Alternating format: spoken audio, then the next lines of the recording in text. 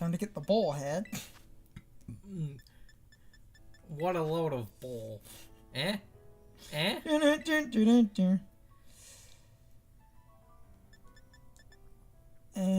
the Terra Shards. And the Terra Shard one. Does you think the Terra Shard events last as long as the Pokemon they're basically tied to? Which all of that ends, I think it's September 30th, so getting close to the end there.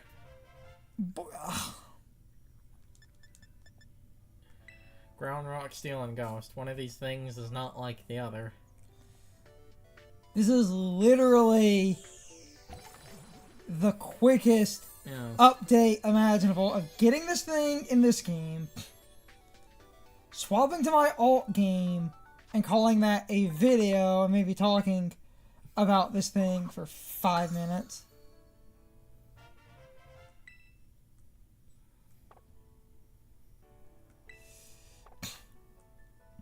And the stats should match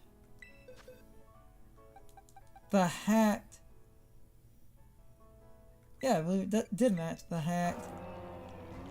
Of course it did. Close enough, anyway.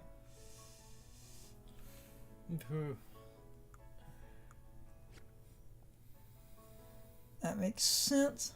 And of course, it's perfect speed. They're not going to unleash that terror onto people. Mm-hmm. Covers that game.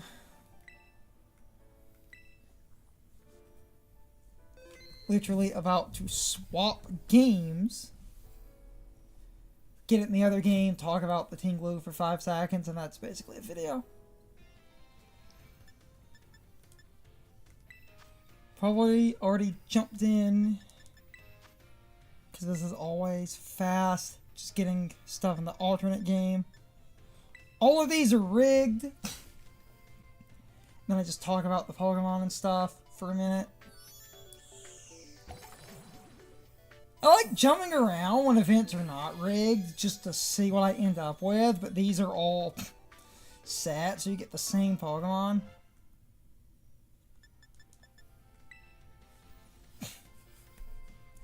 And these basically do seem to match the hacked data that people found when they were hacking the game to see what the events are that you're fighting. They just seem to give you the ones you're basically battling. Or close enough, anyway.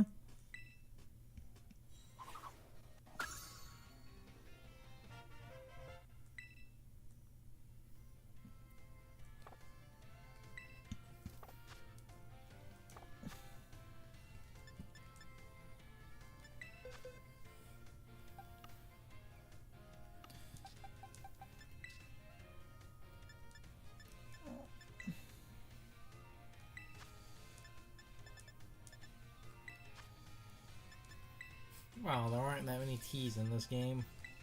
I don't have a lot of... Okay. As you can see, it is the same. And I always, at least quickly, talk about the Pokemon. Ting-Lu is interesting because its HP is its highest stat. Your attack is okay. And then your defenses are both really good. So... basically, the reason this Pokemon is kind of odd, because you lower special attack, your special defense is higher than you think it would be, and your physical defense is really good, and then your attack stat is okay.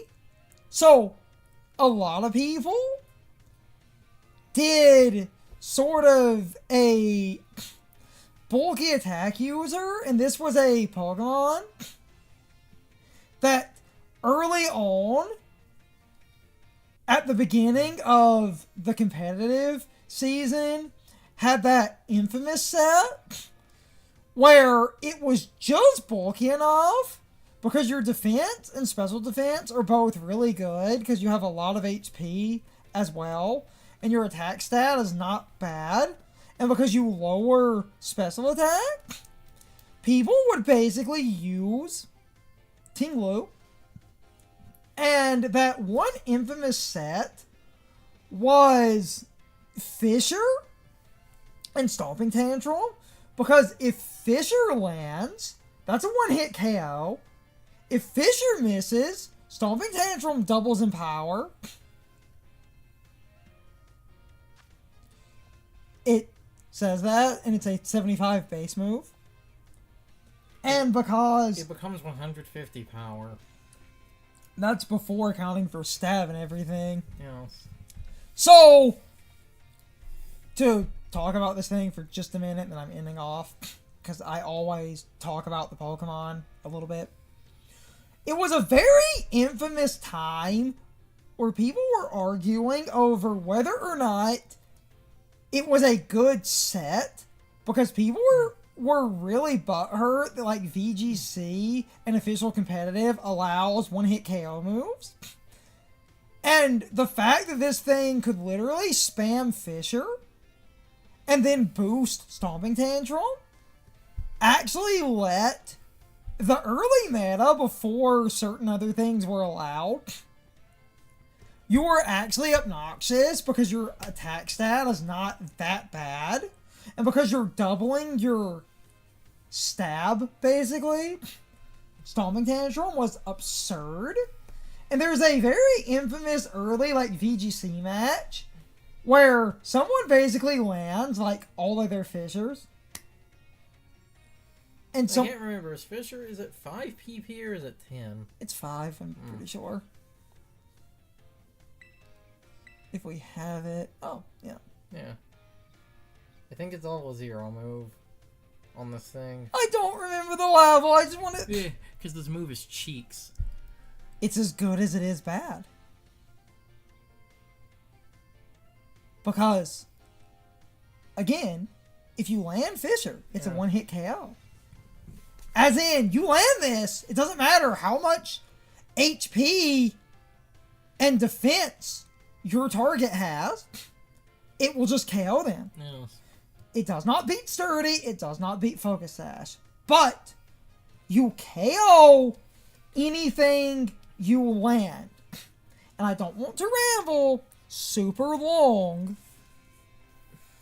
and pad out an event video, but I always talk about the Pokemon a little bit. The reason this was infamous and kind of dumb, it was early enough meta where it basically became a game where you could just spam Fisher, and if it landed and RNG was in your favor, you could pick up KOs. Because this was a weird early meta, and this speaks to the problem of a lack of options because of what people were essentially trying to do. Because it was just back and forth silly nonsense. This was literally deemed one of the most consistent ways to beat Dondozo. Oh yeah. Truly dark times. Because you had nothing that beat Dondozo. Because Dondozo had no counters early meta, because you basically did not have any way to remove its stats. Haze basically was almost non-existent. And that was early enough meta where most people, oh, you're going to clear smog my Dondozo? Well, I'm Terra Steel. Even the clear smog option didn't really exist back then. A lot of important Pokemon had clear smog, so people would use Terra Steel Dondozo. And literally, to talk about this, and it goes back to everything about this motherfucker, you either kill the Dondozo, or if you miss, because they're probably Terra Steel, you just Stomping Tantrum. Yes. It's so dumb. Because the other thing that kind of came about is Ruination was always a fringe option too, because it does like half. It's not a move that kills if it lands. The Pokemon loses half their current HP. It's like gravity in Final Fantasy. But it keeps doing half. Yeah. So if you're at 100, it knocks people to 50. Yes. So, you had a fringe option in Ruination if you wanted it, because you were kind of bulky. But what a lot of people were doing was focusing on the Fisher Stomping Tantrum combo. Well, Ruination also had a chance to miss, so if you threw it in there, You could literally get the same result. If you try to Ruination something, it misses because it's 90, and then you Stomping Tantrum. That was a reason for that. Because, and I think, yeah, Ruination, 90, Throat Chop. That's the one. And you have weird shit. No. And this is just a 75. Like, this is most of the moveset. And then you have TMs and stuff. But to quickly finish the point, because we are sitting here.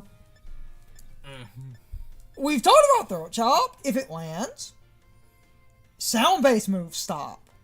So, there was a weird fringe option, and you also have Heavy Slam and some rock coverage, but there were even a few crazy people, because of how bulky this thing was, that literally, to make this thing a fat fuck counter, did, like, Fisher, Stomping Tantrum, Ruination, and Throat Chop. And that's actually, like, the most idiotic idea, because you're banking on either you've landed a Fisher and you get an instant KO. If you're doing the Ruination version, because that picked up at least online, where a few random people also kind of realize Ruination's a good backup because it cuts HP by 50. Like, full 50%. So, if you hit a Dondozo with Ruination, which had a higher chance of landing than the Fisher, you would cut its HP in half. But if you miss, Stomping Tantrum still becomes ridiculous. And Throat Chop is just safe dark damage, which also stops sound moves. Yeah. And stopped a few sound users, but this is also super early meta. And people would also just opt in and out of other stuff. Because there were even people that were just like Throat Chop, Fisher, Protect, and Stomping Tantrum. But yeah, we've been sitting here for like 20 minutes. Yeah. As I always say, anytime Throat Chop comes up, always remember, Parting Shot is a sound move. The whole point, and this turned into like 10 minutes of ramble, is Dondozo was such a problem that people were willing to Terra this thing into a type that Dondozo had problems with. Which was often Water, Grass, or Fairy. Fairy was used specifically so that the Dondozo could not hit you with Order Up. that move. And then you would sit there and you would just Fisher and either kill the Dondozo or Stomping Tantrum it, since most Dondozo at the time were Terra Steel because they didn't want to be clear smogged because there was basically no haze. This was an actual meta thing you can fuck. Yes. Anyway. I need to do my outro now. Yes, you don't get And like then- footage. Then Carson can get footage. I need to quickly do my outro. I just like explaining things, and I had to go on the Ting-Lu rant because the attack using bulky Ting-Lu was like the most weird, idiotic meta Pokemon. Now I will truncate through all the stuff I normally do. I'm trying to get better at doing a more coherent order. So, first of all, if you enjoyed the video or any of our videos, subscriptions help a lot. That's realistically the most important thing. I hate that people need to constantly shill, because I also find constantly shilling annoying, but like, it really does help to subscribe to a channel if you want that channel to get promoted more. So subscriptions go a long way. In the pinned comment, in the video description, I have a bunch of social media links and stuff. Yes, some of those sites are cesspools, but if I wasn't using those sites, I couldn't easily promote the channel online. Just have to suck it up and deal with the fact that a lot of websites nowadays are shit. It is what it is. One of those links is a Patreon if you want to support the channel financially. Lowest tier is $1 and you get videos early. Second tier is $2 and I was going to start letting the second tier vote on what I edit and upload. That seems fair, and you also get some thumbnail sneak peeks and some other stuff. Then the third tier is $3 and I was basically going to let people vote on what we record. And much like the second tier, I'm going to give you a list. Stuff we record will often end up backlog, but that gives the third tier the most control over the channel because you know what you voted on will be something that goes into the backlog and maybe goes up immediately if it's a special case. Financial support would be nice. It's not technically necessary. I was looking at some hard drives and a UPS battery backup. But with that said, this event video has gone on long enough. I shilled pretty hard. So I'm going to do the proper outro now. I hope you all enjoyed the video, and I hope I will see you all next time. So as always, good morning, good afternoon, good evening, and good night, everybody. I hope you come back someday. See you later. It's time for the question of the day and my overall thoughts on the topic. So, anyway, what is your overall opinion on the colors of Shiny Ting-Lu? Personally, I think these colors are nice, even if they are a bit subtle. I think they're better than something like Shiny Gengar or Shiny Garchomp, which people will argue are better than they used to be, but I still think Shiny Gengar and Shiny Garchomp are far too subtle. Whereas Shiny Ting-Lu, I think these colors are at least a little bit more noticeable. But overall, it could be a bit better, but at the same time, it could be worse. Because let's be real here, a lot of shiny Pokemon have terrible colors. Even some of my favorite Pokemon have god-awful shinies, or at least somewhat fugly shinies, because I love Weavile, but that shiny is not exactly super appealing. And even though it's cool to own a bunch of shiny Pokemon, I do kind of agree with something Carson has said before.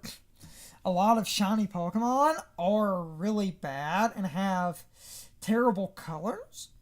Very few shiny Pokemon actually look straight out appealing. But unlike Carson, I can at least stomach some of the slightly worse ones.